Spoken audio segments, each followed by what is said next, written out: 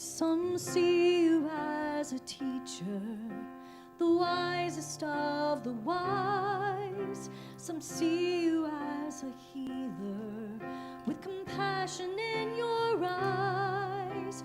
You love the least and lowly, the outcast and the poor. But for all the ways we see you, you are so much more. You are the Christ, oh, I believe, with all my heart and soul, with all my mind and strength, this firm foundation, my solid rock. You are the Christ, the Son of the living God.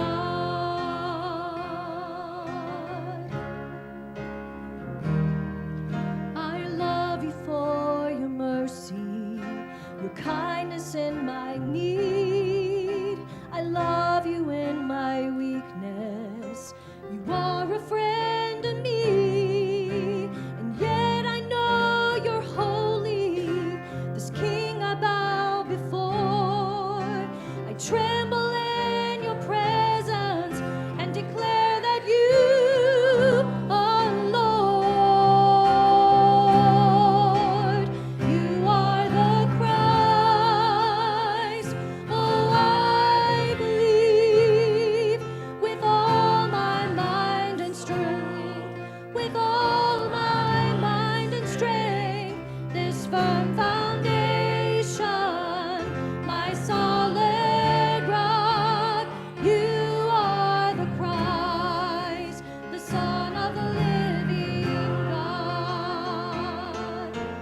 Lamb of God, cornerstone, faithful and true, Holy One, begotten Son, Jesus, we sing that you are the Christ. Oh, I believe with all my heart and soul, with all my mind and strength, this firm foundation, my solid rock. You are the Christ, the Son of the living God. This firm foundation,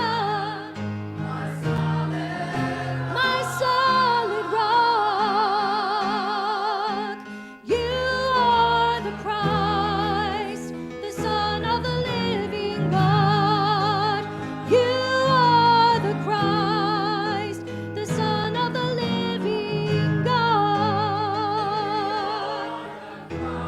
You are the Christ, the Son of the living God. The living God.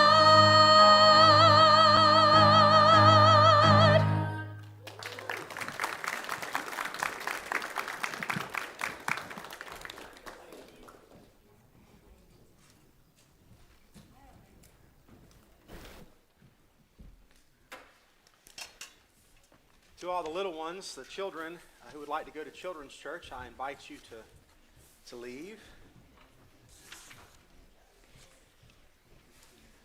And to the rest of you, I guess if you have your notes, you don't really need to open your Bibles. But I hope that you have the notes. If you have the notes that the ushers passed out, that would be very, very helpful to you today, because we're going to be looking at Psalm 107.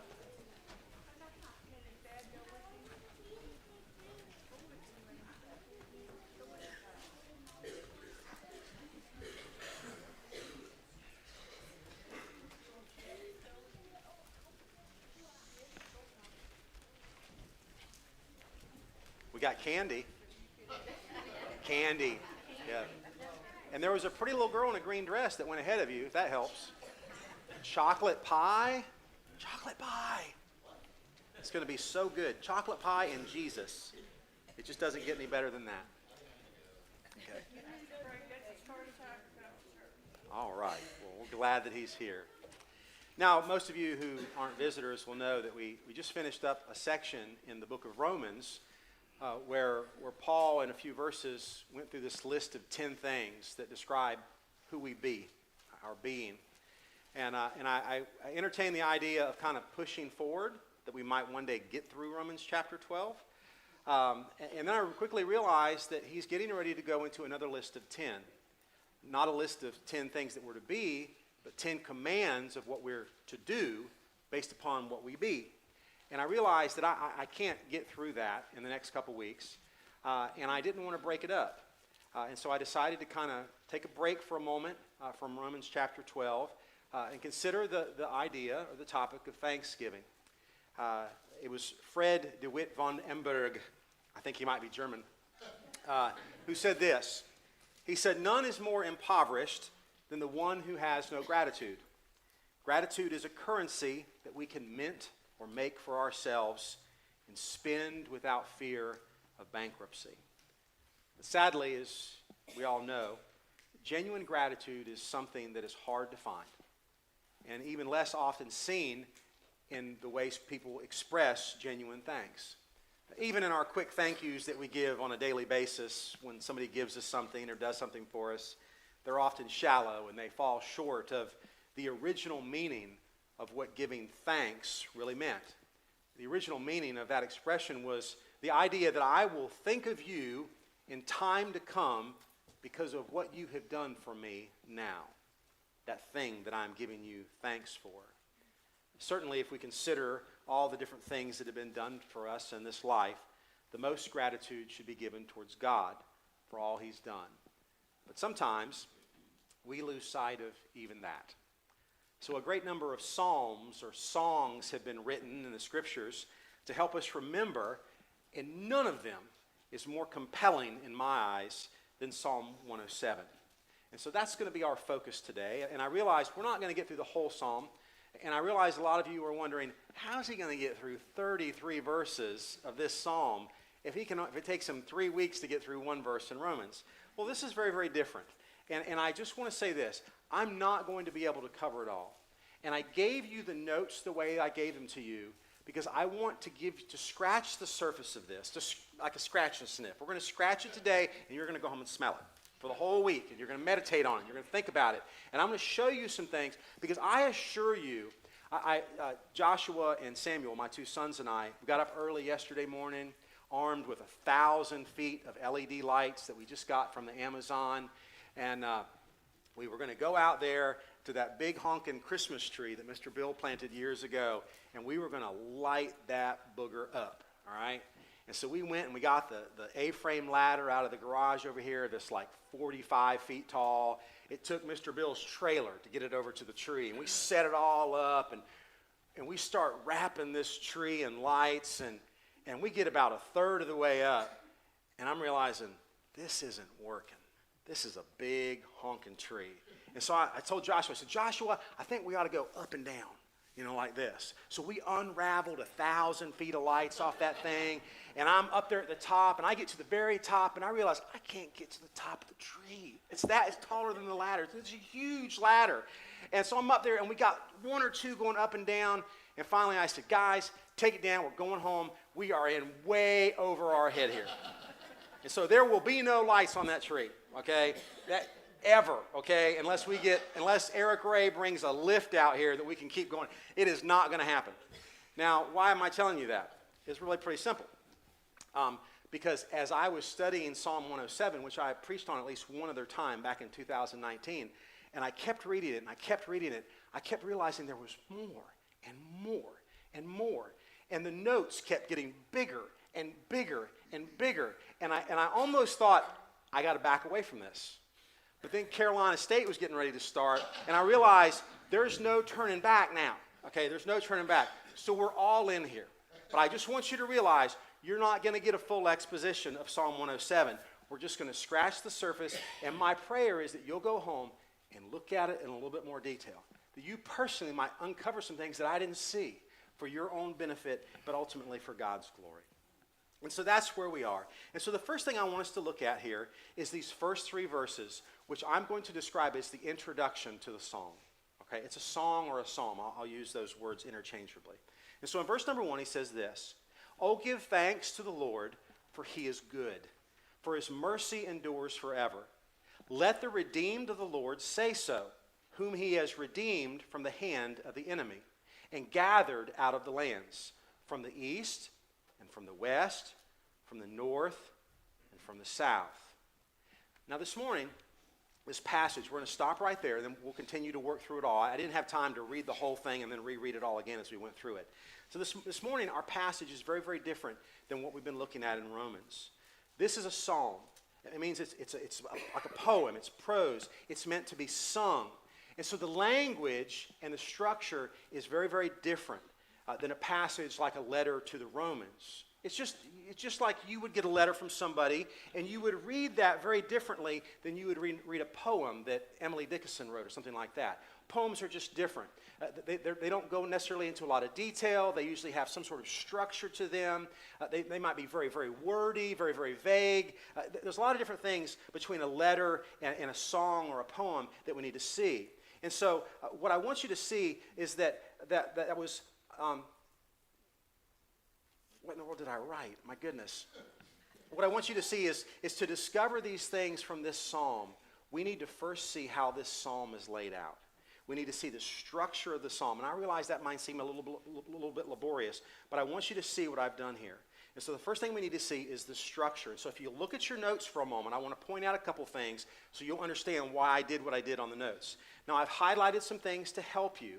And the first thing that I want you to notice is that the first 3 verses are what I would call the intro or the prelude. They're introducing the topic. So the topic of this is going to be Thanksgiving and why we should give thanks to the Lord. That's going to be the topic. But then I want you to look a little bit further down, and I want you to notice I underlined verses 6 and 8. Do you see that? I also underlined 13 and 15, 19 and 21, and 28 and 21. And the reason I did that for you is because those 2 pairings of verses are repeated. And you'll see it if you take a look at it. So in verse 6, it tells us this. Then they cried out to the Lord in their trouble. And then if you go down to verse number 13, then they cried out to the Lord in their trouble. And then if you go down to verse number 19, then they cried out to the Lord in their trouble. So there's this repetition here. And what Pastor David might call this, or what Heather Copley might call this, is a refrain. A refrain. Well, a refrain is a repetition in poetry. And now the reason I'm pointing that out to you is because we have 4 refrains or 4 repetitions, and that tells me that this poem has 4 stanzas, 4 topics, 4 subjects, just like we have 4 verses in our songs or 5 verses. And for some reason, we only sing the first, the second, and the fourth, back in the day. But I had a pastor or a teacher, it was a pastor at the seminary who was convinced that in heaven we would only sing the third verse or the 3rd stanza because they had been neglected for all of human history. All right, and so you see here that we have these 4 verses or these 4 stanzas. And what these 4 stanzas are going to do is each one is going to describe for us a different reason that we're to give thanks. They're going to describe for us a different situation or perhaps a historical event that would give rise to men giving thanks to God. And so that's what we're going to see as this is broken down. Now the rest of the psalm, which I didn't put on here, we just don't have time to cover, and I would just call that the conclusion. Maybe we'll tackle that on a different day or maybe Thanksgiving next year. So in the introduction, we see this. We see a command to give thanks to the Lord. And in the Hebrew, to give thanks could be translated to confess something. So you confess to the Lord, or you acknowledge to Him the things we are getting ready to sing about. We might ask, why do we need to do this? Doesn't He already know? Does the Lord somehow need to be encouraged by our acknowledging our need of Him? And the answer to that, of course, is no. He doesn't need anything from us. But giving thanks to God is intended for our benefit. There's something to be said about us mentally acknowledging in our minds and then verbally proclaiming that our hearts have been moved by the need that has been met. And with God, it reminds us of our dependence on Him and just how utterly dependable He really is. how utterly dependable he actually is. Putting that thanks in song, which people have been doing for thousands of years, makes it even easier for us to enjoy and benefit from it. I don't know about you. Now, I'm not musically inclined, but there have been a number of times in my life where I have been in the throes of some battle. By the way, I learned that throes is spelled Throes, not OWS, okay? So I've been in the throes of some battle. And do you know what it was that ultimately got me through? It was a song. Maybe something that popped up on my headphones or my media player, or something that just came into my mind that I had heard at a worship session at church that just sprang to my mind. And whether it was me listening to it or me vocalizing it myself, it was that song of thanks and praise that reminded me of the goodness and the faithfulness of God that ultimately got me through. It was a reminder of who he is and what he's done. And that's exactly what this song is intended to do. This psalm is getting ready to do for us. He's getting ready to show us 4 examples of just how good God is and how he acts mercifully. The words are right there in the first 3 verses. Just how good he is and how he acts mercifully. So you might underline those words. Good and merciful. I've underlined some things for you, and I'll try to point those things out to you. So it's a reminder of just how good he is, how merciful he is, and how he always acts on behalf of his children who are willing to call on his name as Lord, to redeem them out of their troubles or their distresses. Now, just for a minute, I want you to look closely at verse number 3. Look closely at verse number 3. It says that he, God, has gathered out of the lands from the east and from the west and from the north and from the south. Now, my first impression is that, okay, he's gathering people from everywhere, from the 4 corners of the earth, from all the directions, from every people, tribe, tongue, and nation, that sort of thing. He's getting people from everywhere, and that would be fine. But I don't think that's exactly what he's saying here. I think that you'll see here that this north, east and west, and north and south are actually the headings for the 4 different examples of his redemption. Now let me tell you why I think that. If you look at the original language, east and west, east, by the way, the word in the Hebrew, it's kind of interesting. East in the Hebrew is the word for rising. Why? Because the sun rises in the east. Well, guess what the word in Hebrew for west is? Setting. It's the same thing. So depending on the context, if you're talking about the sun, you're talking about it rising or setting. North is a completely different word. But the word for south could be translated as sea, like S-E-A. Now, why that is, I have no idea. Probably because in Jerusalem, where the Hebrews lived, there was the Red Sea to the south or something like that. And so it would be completely legitimate to translate this as him gathering people from the east, the west, the north, and the sea. So you'll see little brackets there in your notes where you can put an alternative definition or word for south. So write sea in there, okay? Now let me explain to you why I think this is the case. Remember, this is poetry. This is a song. So he's not writing in a normal way. He's writing with artistic license to make it colorful and memorable and to provoke people to think. Okay, that's what he's doing. Now you'll remember that we have 4 verses or stanzas in this song. Each of these is going to describe some different type of redemption that the Lord is going to do. Well, we also have 4 directions. And as we look at each verse, it's going to seem, at least from my perspective, that each of those 4 directions relate to a specific historical event.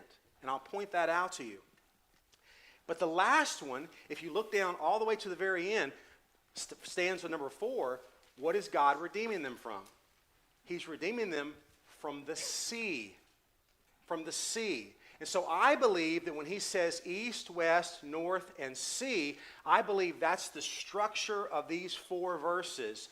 And so in some way, we're going to see a redemption from the east or to the east. We're going to see a redemption from or to the west, something about the north, and then the last one has to do with being redeemed from the sea. And so it's an outline, if you will. And I believe that that's what we're going to see. So let's look at this first example first. The first is to the east, and it begins in verse number 4. The first is to the east, and it's in verse number 4. And if I was just going to give this a vague description that began with an R, the letter of the day, today, kids, is R, okay? It's just a vague description. I would refer this as the roamer. The roamer. So you see a little R there in your blank, and so this is the roamer. So listen to me at verse number 4. It says they wandered. Notice that's past tense. They wandered. This is something in the past. They wandered in the wilderness in a desolate way. They found no city to dwell in. Hungry and thirsty, their soul fainted in them. Then, this is the first refrain that's repeated, verse number 6.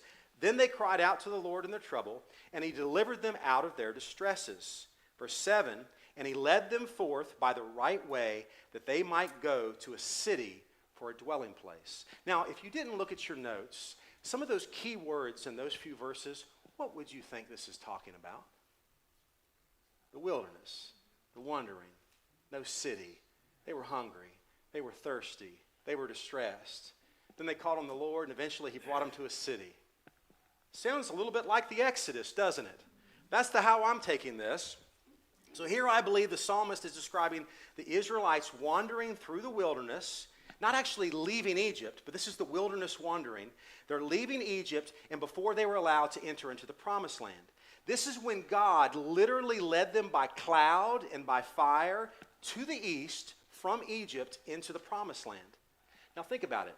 This generation that he's talking about was born in the wilderness. They had heard the stories of Egypt, but they didn't have all the practical experience with God, with all these amazing things like the plagues that their parents would have had. They were born roamers, wandering without a permanent home. They were born homeless. They were born living in tents, moving from place to place. They had no place of their own. They were lost. But God was faithful, and he ultimately led them to the city of promise after they called on the name of the Lord. And I think we see that when they crossed into Jericho and ultimately all the things that happened after that. Now let's pay close attention to verse number 8, which is also one of those repeated verses. Look what it says in verse number 8. Oh, that men would give thanks to the Lord for his goodness and for his wonderful works to the children of men. For he satisfies the longing soul and fills the hungry soul with goodness. Did you see what happened there? He went from telling us what the Israelites did to telling us what he wants all men to do in light of that. Do you see that? Look in verse number 6. Then they cried out. Now, if I'm right, the they is the Israelites wandering in. Now, if you look at verse number 8, it just says, oh, that men would give thanks for his wonderful works to the children of men. Not a specific group of people, just men in general.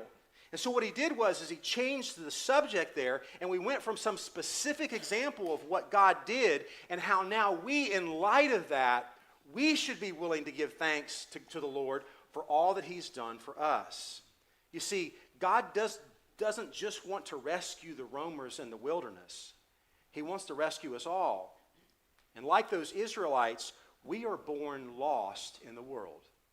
I don't care where you're born, what family, what your background might be. You are born lost and wandering, roaming in the world.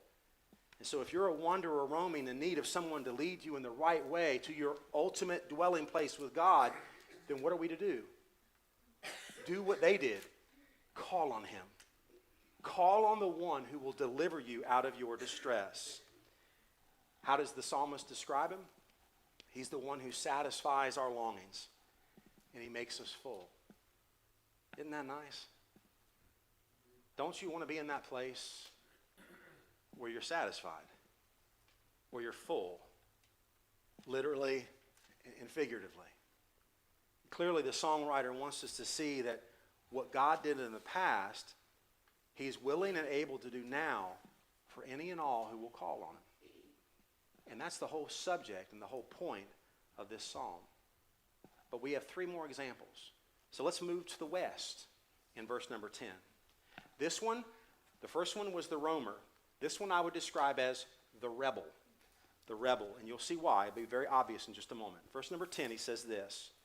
Those who sat in darkness and in the shadow of death, bound in affliction and irons, Because they rebelled against the words of God and despised the counsel of the Most High, therefore he brought down their heart with labor. They fell down, and there was none to help. Now, I believe this refers to Israel's deliverance from Babylon, which the capital of Babylon would have been to the east of Jerusalem. And so for them to be delivered from there, they would have had to move westward from Babylonia into Jerusalem. These would be the rebels. You see, they went to Babylon not just wanderers roaming, like born wandering in the wilderness or the desert. These people were sent to Babylon as wicked men who were rebelling against God. They had the word of the Lord, but they did not follow his way. And the result was an extended period of exile, separated from that intended dwelling place with the Lord. But this desperate situation brought them to their knees. While they were in captivity in Babylon, many of them were brought to their knees. And so in verse 13, look at again this repeated part. He says, then they cried out in their trouble, and he saved them out of their distresses. Again, it's in the past tense. It's referring to a specific they. And that's why I believe it's talking about a specific event. And again, I believe it's talking about the Babylonian captivity. Verse 14 says, this is what God did. He brought them out of darkness and the shadow of death and broke their chains in pieces. Have you been in that battle? Have you been that rebel that's found yourself in a place like this? Scripture says he's a chain breaker. Physical chains and spiritual chains too. Just as he brought Israel back from Babylon, he can deliver the sinner today who knows the word of the Lord but does not heed its warning. Darkness and bondage do not adequately describe the captivity that we experience when we willfully disobey God, but he's able to redeem us even from that. And so look at what the second part of the refrain says in verse 15. Again, he repeats, oh, that men would give thanks to the Lord for his goodness and for his wonderful works to the children of men. For he has broken the gates of bronze and cut the bars of iron in two. Now, some of you might be thinking, there doesn't seem to be a whole lot of evidence that that's talking about Babylon. And you know what? You're right. It could be just a vague description of some deliverance. But I have other evidence as to why I believe he's talking about Babylon. Isaiah wrote during the Babylonian captivity about their pending deliverance. Listen to what Isaiah wrote in chapter 45, verse 2. I will go before you and make the crooked places straight. Here it is. I will break in pieces the gates of bronze and cut the bars of iron. Exact same wording here. I will give you the treasures of darkness and hidden riches of secret places. Why? That you may know that I, the Lord, who call you by your name, am the God of Israel. The very God that they rebelled against sent them into captivity, and then he brought them back to remind them that he is their God. So to the east, we see the redemption of the roamer. To the west, we see the redemption of the rebel. And now let's look to the north. And if I had to describe this one, I would describe this one as the renegade. The renegade. Verse 17 says this.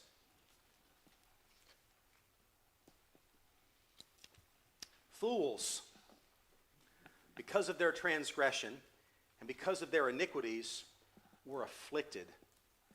Their soul abhorred all manner of food. That word food could be translated as mealtime. So you could translate verse 18 as their soul abhorred all the times of all the different meal times. And they drew near to the gates of death. Then they cried out to the Lord in their trouble. This is the repeated part. Then they cried out to the Lord in their trouble, and he saved them out of their distresses.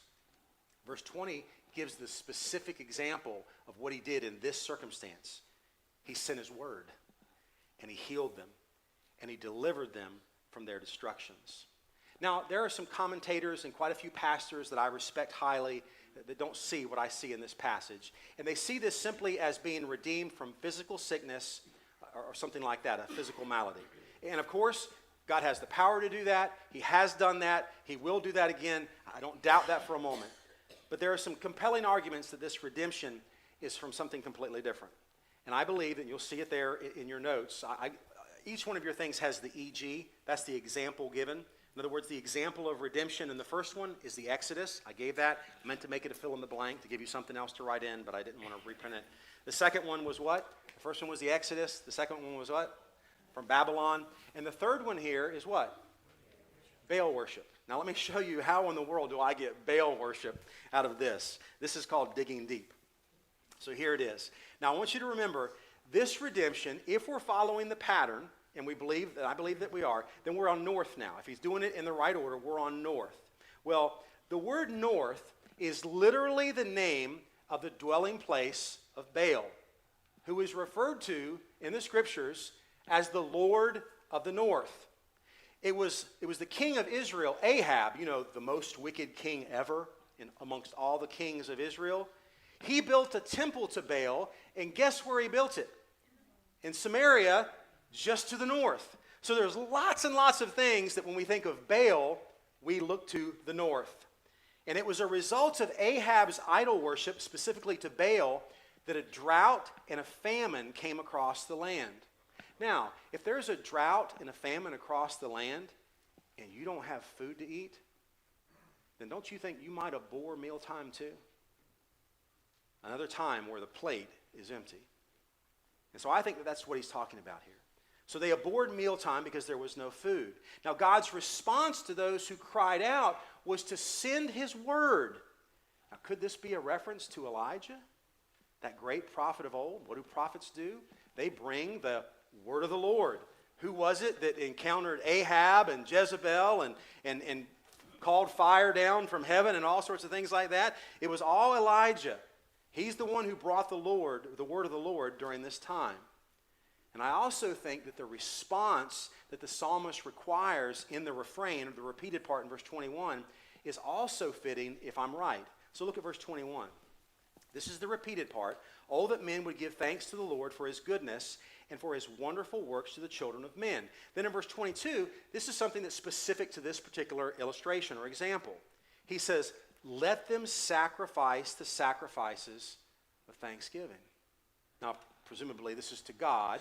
So what were they doing wrong? They were making sacrifices to idols. They were cutting themselves. You remember they're on Mount Carmel. They were cutting themselves. They were probably fasting. They were making animal sacrifices to a false god. And those who would call on the name of the Lord and be delivered from this and receive the word of the Lord, the proper response to that is to let them make proper sacrifices now. Proper sacrifices to God. And what is a proper sacrifice to God? A sacrifice of thanksgiving. And that we would declare his works with rejoicing. So whether you're a roamer, a rebel, or a renegade, God can deliver you, and he is deserving of our gratitude and thanks for doing so. But we have one more. We've gone from the east to the west to the north, and now we have our final deliverance, which is from the sea. The sea. Look at me at verse number 23. And just so you don't forget to fill in the blank, if we're looking for that last word that begins with an R, these would be the ravaged. The ravaged, R-A-V-A-G-E-D. Verse number 23 says this, those who go down to the sea in ships. Now, I need to point out something to you here. I want you to notice that all that's in the present tense. Now, let me take a moment here because this is important. I'm trying to teach you how to read the Bible. I've showed you the 4 verses.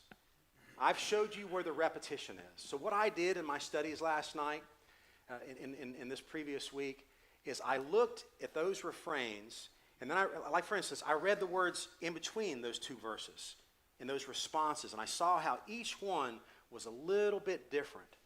And I'm looking at the first part of the example given, and in the first example of the Exodus, it was in the past tense. It was talking about they. And the second example about Babylon, it was in the past tense, something that he did for them back then. And then the third example, what was it? Baal. Again, past tense. But now, when we get to verse number 23, he doesn't say those who went down to the sea in ships. No. He's saying those who go down to the sea in ships. So now, we're talking present tense. That's a change. That's different. That's significant. And we have to figure out why.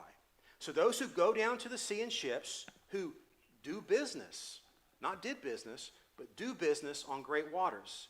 They see, not saw, but they see the works of the Lord and his wonders in the deep. For he commands and raises the stormy wind, which lifts up the waves of the sea. They mount up to the heavens. I believe he's talking about the waves there. They go down again to the depths. There, now I think he's talking about the people, their soul melts because of trouble. Again, all of this is in the present tense. They reel to and fro. It means they're spinning around. And they stagger like drunken men and are at their wits' end. Now, I hope you noticed that very important difference about all this being in the present tense. Not something from the past, but this is something that is occurring in the present. The example of redemption that he gives here is for us. It's for now. Those first three, we were looking back to what he had done. There was the command in the second part of the refrain in those first three parts for oh, that all men would do this. Oh, that all men would do this. Oh, that all men would do this. And now in this fourth example, this is for all men. Now, you don't have to be a sailor to understand this. You can look at the ocean and the vastness of it, and we'll talk about that. We need to understand, well, if this is about all of us, well, what does the sea mean? What is the sea a symbol of? And the sea is a symbol for a lot of different things in the Scripture, but I want to kind of point this in. What is the sea referring to? In the sea is something that must be passed through in order for a person to be redeemed. Think about the Red Sea during that Exodus experience. They had to pass through that sea that would be parted. Now, I know it's not a sea, but there was a body of water that they had to pass through to be rescued. You remember that one? The River Jordan. They had to walk across that raging river on dry land to get safely to the other side. So these bodies of water or these seas are something that must be passed through in order for redemption to be found. It's also called the abyss. In the book of Revelation, in Revelation 20 or 21, the beasts come from the depths of the abyss or the ocean. It's something that must be conquered or tamed. And anybody who's ever been out on any sort of a vessel way out into the ocean realizes this isn't something that you fool around with. All you have to be, even on a calm day, all you do is have to look around and realize you don't see land anywhere and realize this is not something you mess around with. This is beyond me. I might make it through this day, but this is beyond me. It's something that must be conquered or tamed. It's also interesting that in the new heaven and the new earth, do you know what will not be there? We will not have a sea. We will not have a sun because it's the light of the Lord that will light it throughout the day. We won't have to worry about sleeping. There will be no nighttime in heaven. But in the new heaven and the new earth, there will no longer be a sea. So all you folks that like going to the shore, enjoy it while you can, okay? Eat it all up, Miss Luann. I'm sorry, we won't talk about whether your pets will be in heaven because most of you can't get past the idea that there's not going to be an ocean to walk along in heaven, but it's not going to be there. And so in short, what do I think the sea symbolizes here? The sea symbolizes everything in this life that must be overcome or tamed as a result of the fall of man into sin. The sea is a force too great for us to handle on our own. But as in each of the other examples, there's always someone that we can call on. And that someone is referred to as the Lord. So in verse 28, notice what he says. Then they cry out to the Lord in their trouble, and he brings them out of their distress. Now, I realize most of you didn't see it. I didn't see it the first 10 times I read it either. But I want you to notice verse 28. In all the other refrains before that, it says, then they cried. Past tense. Talking about a specific event. Here he changes it. So it's really not a true repetition. Then they cry out to the Lord in their trouble. And he brings them, not brought them, but he brings them out of their distresses. What does he do? Verse 29. He calms the storm so that its waves are still. Then they are glad because they are quiet. So he guides them to their desired haven. I like that word haven, don't you? I think it's a cool word. And so we consider how the Lord delivers these people. It's hard not to think of Jesus. Think of Jesus who calmed the sea, did he not? He demonstrated on multiple occasions his dominion and his mastery over all things of this earth, including the abyss or the sea. He calmed the sea. He walked on the waters of the sea. The sea didn't bother him, so in the midst of the storm, when he was there asleep, he slept peacefully during the storm, and he ultimately would lead the disciples safely to the other side, across the raging sea. So his power over the literal ocean or the literal sea was evidence that he has power over whatever plagues us in this life, in this sea of life. And so the writer pleads with us again, verse 31. Oh, that men would give thanks to the Lord for his goodness and for his wonderful works to the children of men. In this case, he has delivered us from the sea and taken us to our desired haven. Look at where we are in this haven and what we're able to do. I think this is interesting because we're where we need to be, okay? It says our desire, and I realize that you might not desire this right now, but if you're in tune with the Lord, then the desires of your hearts and his heart should be the same. And once we arrive at this desired haven that he leads us to, look what it says in verse 32 that we should do as a response to this. Let them exalt him also in the assembly of the people and praise him in the company of the elders. It would seem that God's desire, this haven for us, is to bring us into the assembly of his people where we will together proclaim his glory for all that he has done. Isn't that where we're headed? That haven around the throne where people from every people, tribe, tongue, and nation will gather.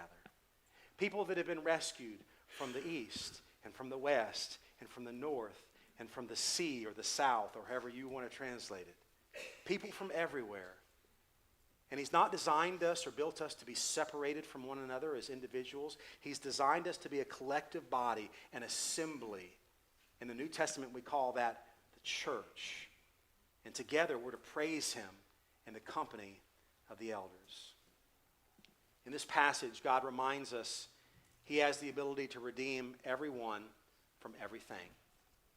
He cited examples of what he has done and what he is able to do even now. Now, in the present tense. So maybe you're the wanderer roaming, or you're the wicked man rebelling against the word of the Lord. Or maybe you're the renegade who has turned to other gods or idols in worship. Maybe you're just ravaged by the storms of this life. No matter how, no matter the answer is still the same. We're to call upon the name of the Lord. And so let me go back to those first three verses as I close. Oh, give thanks to the Lord, for he is good, for his mercy endures forever. You see, when we called on him, that didn't make us worthy or deserving of him redeeming us and saving us. But he did it anyway. And I love that word forever. You see, there's never going to be a time when he's not going to be willing to do this. In this life, on this side of the grave anyway. He says, let the redeemed of the Lord say so, whom he has redeemed from the hand of the enemy. Think about verse 2 just for a moment. Let the redeemed of the Lord say so. Why is it so important that we proclaim the redemption of the Lord to those around us? Why is that so important? I mean, we've already confessed or given thanks to him for what he's done. Isn't that enough? Why do I have to let other people know as well? Well, we need to do this. If we're to understand more fully the message of this psalm, this thankfulness and redemption is something that's to be declared. You see, one of the most valuable and important and effective means of evangelism that you have is you personally declaring how God has delivered you and provided for you. Whether it was you being rescued from your sins and a wayward life or from some calamity or whatever it might be, whatever that situation might be, it is a valuable tool And so one of the most valuable witnessing tools that you have is the testimony of how God redeems you. And sharing that testimony is an act of praise and thanksgiving to God, and it's a witness to everyone who hears it. You see, so many people, they might have been at church just enough to have heard about, Baal worship and the Exodus and about the Babylonian captivity and the story of Daniel and stuff like that. They might have heard of those stories of old. But what about God's redeeming power now? What about his faithfulness now? And so that's why I believe in this fourth example, this fourth illustration of the sea. It's in the present tense. Because he wants all of us to continue to call on him, because we continually need this redemption and this saving and this deliverance. And when he does that, our response to that should be to give him thanks and to praise and to declare and to proclaim his deliverance to any and all who will hear. For our good, for their good, and ultimately to the glory of God. Pastor David, would you come? I don't know where you are in all this process, but I do know that the intent of this psalm writer was this. Not just that God would be thanked and praised for what he has done, but that all men might give thanks to God. Why would they give thanks? Because they heard the examples of old. They heard the testimonies of God's power and his faithfulness, and they did all that. And then they too were in a position where in their need, whatever their situation might have been, they were enabled to call on him and to experience that goodness and that salvation and that deliverance for themselves. And he still does that today. And he'll do that for you. Maybe there's somebody here. I look around and I realize I know most of you, but I certainly don't know all of your situations. Each one of those examples has got somebody for everybody. Maybe we've allowed something to creep into our life. Maybe there's an area of our life where we know the word of the Lord and we're a Christian, but we're rebelling. We got an area in our life we're not giving that to the Lord. And we need to call on him. Let him deliver and break those chains in our life that we might be freed from that. Maybe you're not worshiping Baal, but maybe you got some stronghold in your life that you're giving just way too much attention to. And that could be anything from scrapbooking to deer hunting to fishing or whatever it might be. Something that you put as a higher priority than your relationship with God. Maybe now is the time that you call on his name and ask him to deliver you from that, to bring you to that haven where you're satisfied and you're filled in him and not those temporary things that you've been devoting yourself to over and over again. Maybe it's just some of you that are in this place and you've experienced that, and you are in that place. You are in that safe haven, and you are happy and full, and you are content in the Lord. You should be singing all the louder. You should be the one. I think of, maybe she's watching right now, Miss Pat Bryant. I can't think of a time, whether I visit her at her home or where she was being treated for cancer at the hospital, where she was there for weeks and weeks and weeks. There was never a time that every word that came out of her mouth was not thanks and praise to God. Lost her hair, was covered in sores as a side effect from her chemo or radiation, and she still recognized the praiseworthiness and all this came from God. And we need to be able to do that same thing. As Pastor David leads us, the altar is open for any who might want to come and talk, to pray here. If you'd like to talk with me, I'm available. Pastor David, would you lead us in this song? You stand, please, as we sing.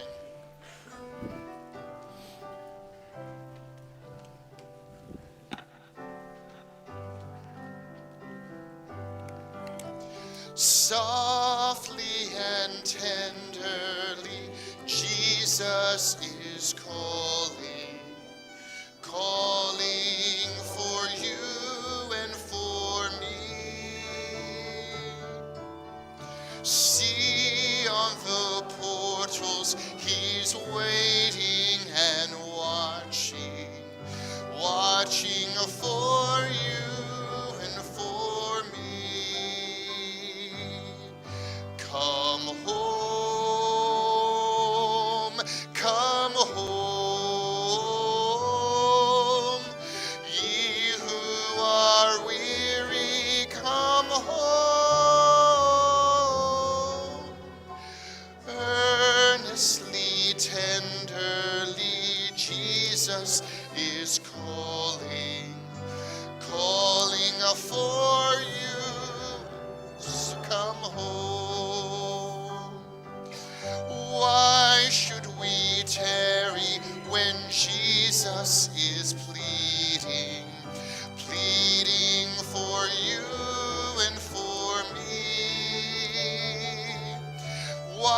Why should we linger and heed not his mercies? Mercies for you and for me. Come home, come home. Ye who are weary, come home. Earnestly, tenderly, Jesus is calling, calling, oh sinner, come home. Time is now fleeting, the moments are passing, passing for you and for me. Shadows are gathering, deathbeds are coming, coming for you and for me. Come home, come home. Ye who are weary, come home. Earnestly, tenderly, Jesus is calling, calling, oh sinner, come home. Father, I pray that you would just remind us over and over again, not just of your wonderful works in the Old Testament, not just of your wonderful works in the New Testament, but your wonderful works to me in my life today. Your wonderful works to all of us, God. From where you have planted us here in Durham, in America, Lord, to the things that you have provided for us every single day, and your mercy, which is greater than our sin. I pray that you would remind us, and in that remembrance, Lord, we worship you by giving thanks. We worship you by telling others, Lord, what you have done. Be with us as we come back tonight, and be with us as we fellowship, and we can tell others who may be coming from our ads on next door or things like that, Lord, that we might be able to find a friendly face, God, so they might be able to find a friendly face here, God, and to understand who it is that we worship and why we worship you. In your name I pray, amen.